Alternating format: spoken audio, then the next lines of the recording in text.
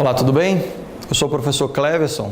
Como nós vimos na primeira videoaula, o objetivo da nossa disciplina Seminários Temático 3 é ajudá-los a dominar as ferramentas e o processo de um diagnóstico organizacional. Então, todo diagnóstico, ele não tem uma receita de bolo, um passo a passo bem detalhado. Depende muito, primeiro, do seu objetivo com o diagnóstico e, segundo, de qual organização que nós vamos realizar, em qual organização nós vamos realizar esse diagnóstico. Agora, na unidade 2, o nosso foco vai ser, então, em compreender esses dois pilares. Em primeiro lugar, um diagnóstico ele precisa estar orientado para um processo de tomada de decisão. Então, você, junto com a tua equipe, vai identificar uma organização, se for uma organização de grande porte, você pode fazer o diagnóstico em um setor específico dessa organização. Nada muito pequeno, porque o diagnóstico ele exige profundidade, mas também não precisa ser algo tão grande quanto o governo federal. Escolha um meio termo, mas foque em um objetivo. Vamos imaginar que a sua organização ela esteja passando agora por uma grande mudança.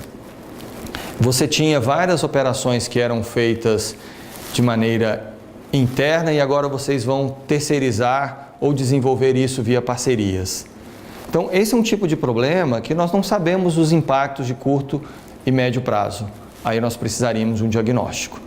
Então, você no primeiro momento, junto com o teu grupo, vai identificar uma organização, vai definir um objetivo, quase sempre é um objetivo relacionado a uma mudança organizacional drástica, de grande impacto, e a partir daí entra a riqueza do diagnóstico organizacional. É de você entender todas as complexidades envolvidas com aquela organização. Então imagine que você está agora como é o caso aqui da Universidade Federal do Paraná. Então se nós formos fazer um diagnóstico aqui para implementar um programa de mudança mais voltado para a administração estratégica, eu tenho que entender as diversas etapas. Agora na unidade 2, o que nós faremos é mapear essas grandes unidades.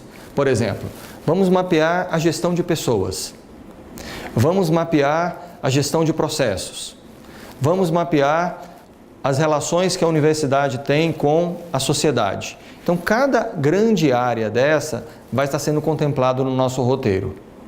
Então, no primeiro momento, eu tenho os grandes fatores que farão parte da análise organizacional e no segundo momento, nós vamos detalhar itens que precisarão ser contemplados em cada uma dessas grandes áreas. Então, se formos considerar aqui a questão da administração estratégica na UFPR, gestão de pessoas, ok. Esse é um bloco. Vamos quebrar esse bloco em pequenas áreas. Então, nós vamos ver como é que é o processo de contratação de pessoas, como é que é o processo de treinamento e de desenvolvimento dessas pessoas, como é que é o processo de desligamento dessas pessoas, como é a cultura organizacional. Então, eu tenho um grande bloco e a esse bloco nós associamos pequenos fatores que nós buscaremos compreender nas próximas unidades. Então, agora, vocês vão gastar um bom tempo para identificar essa organização. E eu sugiro vocês fazer isso com muito cuidado, porque se você pegar uma organização simples demais, fechada demais, você não vai conseguir desenvolver as atividades da disciplina. O ideal é você ter uma organização com a qual você já tem um relacionamento, tem acesso a essas informações, conheçam pessoas lá que possam lhe repassar dados e também sejam informações que já tenham alguns desses dados disponíveis, seja na internet ou de domínio público. Você vai fazer uma varredura dessa organização. E como eu já falei na videoaula número 1, você não consegue fazer um bom diagnóstico sentado numa cadeira em frente a uma mesa. Você tem que ir para o campo. E para ir para o campo, vale a pena você já buscar uma organização que tem interesse, que terá benefícios, inclusive, com esse diagnóstico.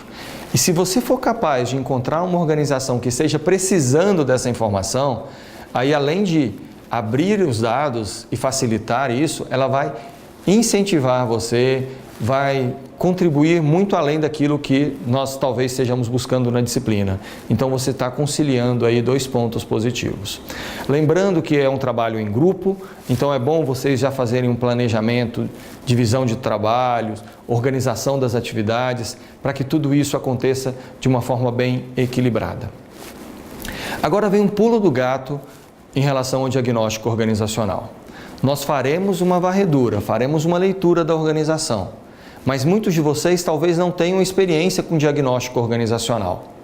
Aí entra a nossa sabedoria de buscarmos as teorias, de buscarmos outros diagnósticos organizacionais para nós entendermos esses fatores.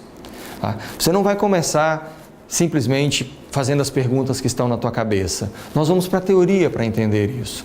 Eu dei o exemplo do gestão de pessoas. Ao invés de você começar do zero, busque já uma estrutura de diagnóstico de gestão de pessoas para facilitar a coleta e análise dos dados. Tá? Faça isso de uma forma esquemática para que você entenda todas as partes que estão envolvidas nesse desafio. Dessa forma, você vai conseguir fazer um trabalho de qualidade e fazer um trabalho que você vai ser capaz de repetir o quantas vezes você quiser. Se amanhã você for desafiado, você vai estar trabalhando numa área jurídica.